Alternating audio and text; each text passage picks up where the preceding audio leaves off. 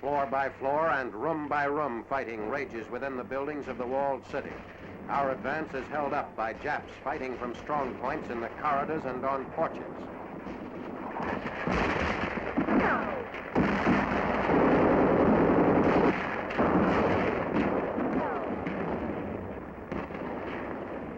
Infantrymen close in on the remaining Japs.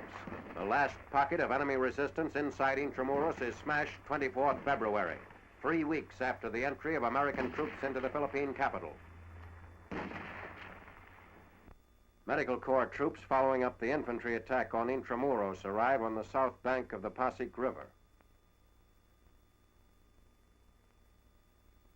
Filipinos killed.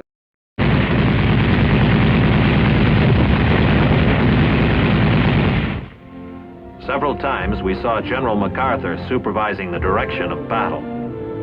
At one moment he gazed out across Manila Harbor at an island of rock called Corregidor. No doubt he recalled how the Japanese had attacked the Philippines in December 1941.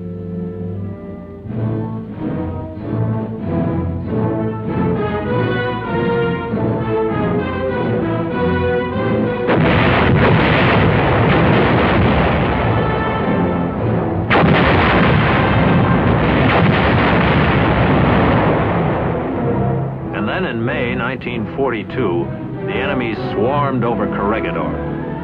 No doubt, too, the general had many times pondered the fate of his troops who were outnumbered, out of ammunition, food, and medical supplies, and thus compelled to surrender.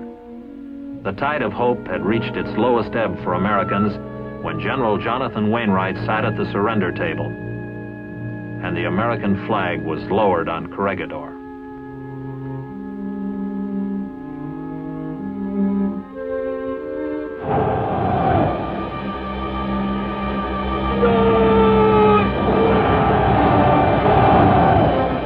One thing General MacArthur wanted more information about: the condition of the prisoners taken on Corregidor and elsewhere in the Philippines. The word had gotten around about the death march, the forced march of the American prisoners by the Japanese, which caused many to die. These were the troops the general had in mind when he returned to the Philippines.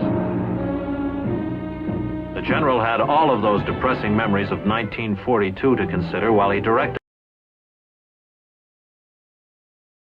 We wiped out the Japs and found the GI prisoners starved, abused, old beyond their years, but possessing an undaunted spirit. They lined up for chow with a 3-year appetite.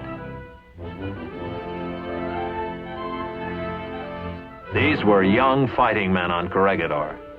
Now they were no longer young, but they were alive.